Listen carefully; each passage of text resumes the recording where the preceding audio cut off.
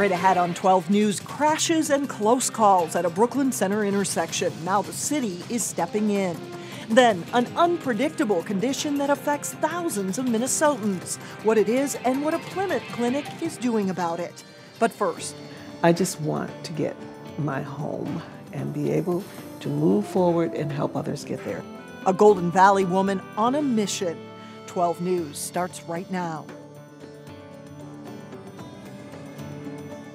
Housing advocates and lawmakers rallied today to help a Golden Valley woman keep her home. Whose house? Rose's house. All right.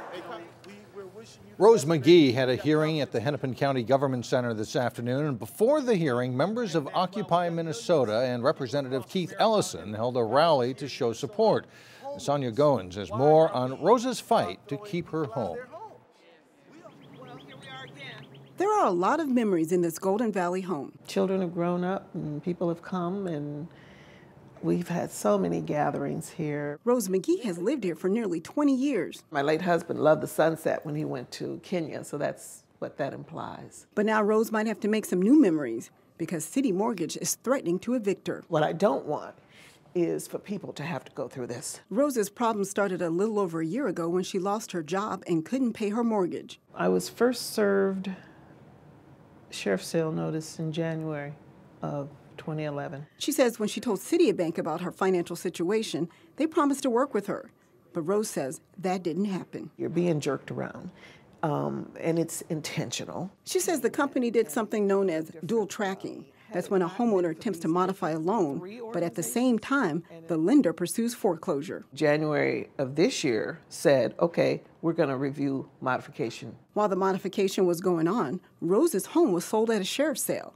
Shortly afterwards, the mortgage company did come back with an offer, but it was below market value. I mean, a 40-year mortgage. Come on. Rose says she'll keep fighting to stay in her home. I just want to get my home and be able to move forward and help others get theirs. She's relying on a higher power to get her through this tough time. It's incredible how stuff is just up to everybody else. So I personally just have to turn it over to the Lord. Now, no settlement was reached during today's hearing. The mortgage company did offer another deal, but McGee rejected it. Both parties are supposed to think things over. They'll meet again in court on May 14th. Mike? All right, thank you. A Brooklyn Park man has been arrested in North Carolina and charged in Hennepin County for being a felon in possession of a handgun. Charges against Tia Lohr say he fled the state after a fatal shooting in Brooklyn Park. A St. Paul man was killed at a house party on March 24th. Lohr has not been charged in the homicide, but he does face gun charges and charges for failing to register as a predatory offender in Dakota County. At a court hearing in North Carolina, Lohr waived extradition to Minnesota. He will be taken first to Dakota County to face the charges there. A T intersection in Brooklyn Center has been known for trouble, but now the city is taking steps to make sure the T is safe and sound. Brooklyn Center plans to install 2 warning signs by the intersection of Unity and 65th Avenues North. One sign will be placed 200 feet ahead of the intersection. Another will be placed near a driveway of a home where 2 crashes occurred. The city will also study traffic volumes and speeds and install a speed trailer at the intersection later this spring. A city engineer says the number of incidents at that intersection are not unusual compared to similar intersections, but what is unusual is the amount of property damage. Drivers traveling through New Hope need to be prepared for a major construction project. Construction crews will replace 1.5 miles of gas main along Winnetka Avenue. Work will start at Bass Lake Road and proceed south to 42nd Avenue. Detour signs will be posted, but local business access will still be allowed. The project is expected to last until mid-August. The number of cases of attention deficit hyperactivity disorder among American children could be much higher than originally thought. A new study by the Centers for Disease Control and Prevention shows 11% of school-age children overall have been diagnosed with ADHD. That includes nearly 1 in 5 high school-age boys. The local doctors say those numbers are shocking, and Renee Bonneau joins us now with more on their reaction. Renee? Mike and Alex, I spoke with a family doctor from Fairview Clinic's Brooklyn Park. He tells me the numbers are much higher than he's seen, not just in the Northwest Metro, but around the Twin Cities. Leads me to wonder if people are using standard accepted diagnosis criteria, or if they're just kind of diagnosing it on the fly, maybe based on what patients or parents say about it, rather than doing the standard accepted ones.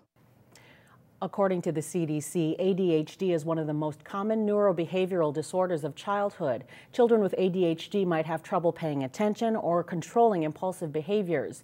There's not one test for determining ADHD in a patient, but there is a set of criteria that is used. Several doctors say they're concerned these new numbers could mean more people are being misdiagnosed and are misusing medicines such as Ritalin or Adderall to treat the disorder. Given the fact that we don't know long-term, are there any developmental or health effects from some of these medications, as well as their abuse potential, I think we need to be very careful about, handing out the medicines without using the set criteria to diagnose the disorder. These recent numbers were part of a broader study done by the CDC of children's health issues. More than 76,000 parents across the country were interviewed for this study. Mike and Alex, I'm told the best way to ensure a child gets a proper diagnosis is for parents to work with their doctors, keep an open mind, and don't jump to conclusions. All right. Thanks you, a lot, Renee. Well, Surly Nation is still waiting for a destination brewery, but the Brooklyn Center beer maker hopes to get some extra help from Hennepin County. Surly Brewing is now seeking a $500,000 loan from Hennepin County. The loan would be applied toward cleanup efforts at Surly's proposed site near TCF Bank Stadium. That site is a former potato processing plant and requires extensive cleanup. Surly has already received nearly $2 million in environmental cleanup grants for the project. Coming up, removing the stigma surrounding seizures. What you might not know about the condition and find out what a Plymouth clinic is doing about it. And later in sports, Champlin Park's baseball team gets set for the season with a trip to the Metrodome. But first, a check of your AccuWeather forecast.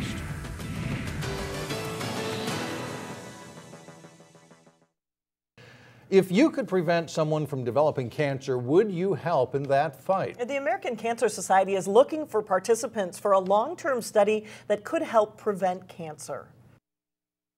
The most important piece in the focus of our study is really looking at what individuals' lifestyle is, genetics, and environmental factors that are going on around them on a daily basis to find out if there is a correlation of a cancer diagnosis with your lifestyle. Last year, the American Cancer Society signed people up for the cancer prevention study at the state capitol. It requires filling out a survey, taking a waist measurement, and a small blood draw. They're looking for 2,000 people in the Twin Cities now to participate. And you must be between the ages of 30 and 65, never before been diagnosed with cancer, and willing to make a long-term commitment to the study over the next 20 to 30 years. Participants will be asked to fill out a survey every 2 years. To register, you can go to cps3twincities.org. Epilepsy is a condition where a person has repeated seizures that are unpredictable and unprovoked. And doctors estimate that more than 60,000 Minnesotans have epilepsy, including Gopher football coach Jerry Kill. And in today's Health Check report, Delane Cleveland tells us more about how people are trying to overcome the negative stigma associated with seizures. What you're looking at is an example of a generalized tonic-clonic seizure, characterized by an intense jerking of the entire body. Last August, I was with two friends near Rochester. It's something Missy Mine experienced for the first time last summer while out shopping with friends. They were terrified because I was gray and confused, and blood was coming out of my mouth. The whole ordeal lasted about 5 to 7 minutes. After that, I woke up and the paramedics were there, and I was confused and in the ambulance on the way to the hospital. You've had your first seizure or your second seizure, and they're trying to find out why. Missy's medication has prevented other seizures from occurring. Have a plan. But for her, epilepsy is relatively uncharted territory. The complex partial seizure. That's why she joined about 20 other people for this educational session on seizures and epilepsy at West Health in Plymouth. Epilepsy is actually a very common disorder, probably the most common neurological disease in children and the fourth major neurological disease in adults. You having a seizure? Yep. Okay. Dr. Patricia Penovich provided us with several videos that show examples of different types of seizures someone with epilepsy could experience. She says about 2% of the U.S. population has epilepsy, but there is still a negative stigma attached to the condition, which is something she's trying to change. It's not contagious. It doesn't mean you're a bad person. It means that there's some disorder going on in your brain. As for Missy, it's scary because you don't know when it can happen. I couldn't drive for 3 months and I have 3 kids. The second seizure. She's now learning to live with this unpredictable condition. You just don't know when one could happen. And she hopes that if people do witness a seizure, that they're sensitive of the situation. Help them, don't make a spectacle of it. Because I had my seizure in a very public place. In Plymouth, Delane Cleveland, 12 News. And doctors say that if you ever encounter someone having a seizure, to move that person away from harmful objects, don't put anything in their mouth, and turn them on their side to protect their airway. Didn't know. You wouldn't know what to do if something happened. No. Coming up, an opportunity to bring extra thrills to your bike riding adventures. But first in sports, a new home unveiled for the University of Minnesota baseball team. We'll hear from a local Gopher about the new digs up next.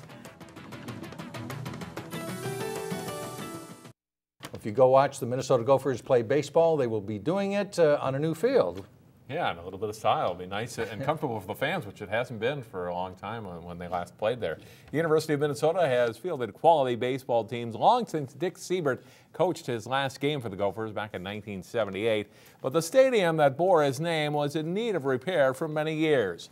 Jay Wilcox checked out the new Siebert Field today and talked with a local Gophers player.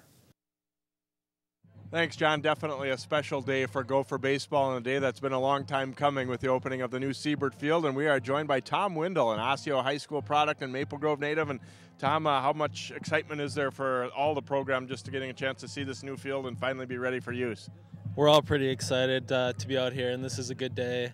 And a lot of people put a lot of support and a lot of money into putting this field up. So it's a good time and good way to show our support.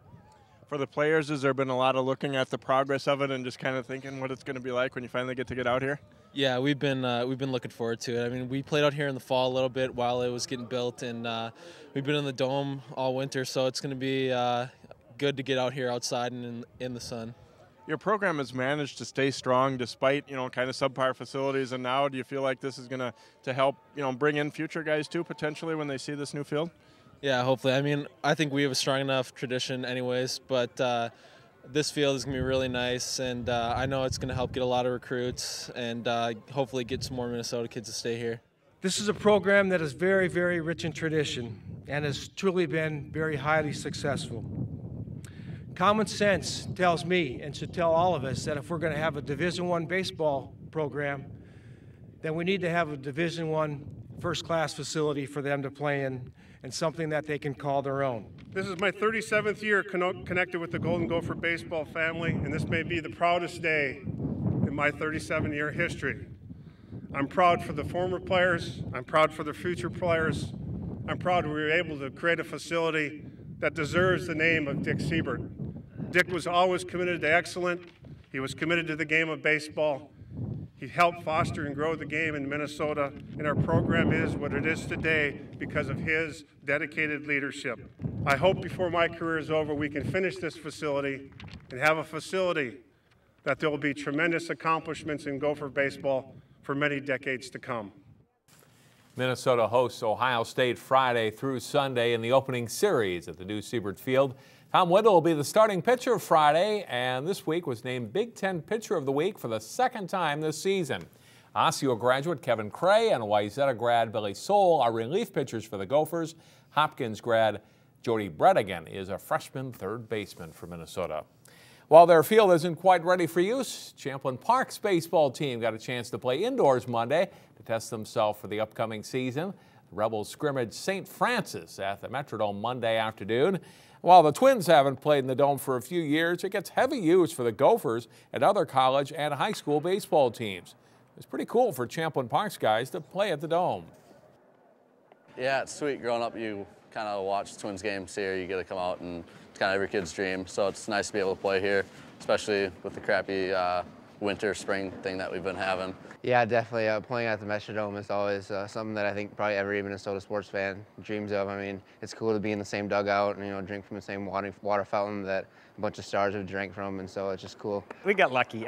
St. Francis fell into this time slot here, and they put an email out, and I just happened to be in between classes at school, and I quick sent one back to them, and I responded first, and we set it up, and it's sure nice being in here because we're all sick of being in that gym. The Rebels have most of their players returning from a team that tied for 4th in the Northwest Suburban Conference last spring, and they played well in the scrimmage at the Metrodome. While Maple Grove and Coon Rapids are the perennial favorites in the conference, the Rebels expect to be right up there with them this spring. I think we got the depth at pitching and also the offensive firepower to kind of beat anybody that's thrown at us, and so I think we'll do really well in our conference. This was a good glance to look at how our season's going to go with how well the first 2 innings went for us. Strung together about 11 hits, 7 runs, so knowing that we can do that as a team, I think we'll come out and have probably one of the best seasons we've had in the past couple of years. Champlin Park is scheduled to open the season at home next Wednesday, April 10th against Centennial if their game field dries out by then, which is kind of the big maybe for all these fields around right now. All right, thanks a lot, John. Still ahead, a bike ride that'll get your blood flowing and keep you on the edge of your seat. We'll be right back. And finally, plans to make a biking experience even better at Elm Creek Park Reserve. To do that, a local cycling club needs your vote. It's a bicycle experience like none other when you're off-road. It's a narrow track, you're winding through the trees. The off-road cycling trail is only a couple of years old, but it's already proven to be a popular destination for bike riders. Now the Minnesota Off-Road Cyclist Club would like to add to it. They hope to win $100,000 from Bell bicycle helmets, and if they win, they would build practice tracks similar to a BMX course so riders of all levels could get the feel of off-road cycling before actually going out on a demanding trail. When you start, you're committed to about 3 miles before you can come back, so if you're brand new to the trail, it can be a little intimidating. So we want to get that practice track out here, probably about 1,000 feet long, that you can loop on and decide if off-road cycling is for you. You can help the club win the money by voting on Facebook. Just go to the Bell Bike Helmets page, and voting ends April 12th. Cities in Colorado, New York, and South Carolina are also in the running for the top prize. And Jay tells us that they are right now tied with a city in Colorado, so they want your vote. Get that vote. That'll do it. That's it for now. Thanks for joining us, everyone. We'll see you back here at 4.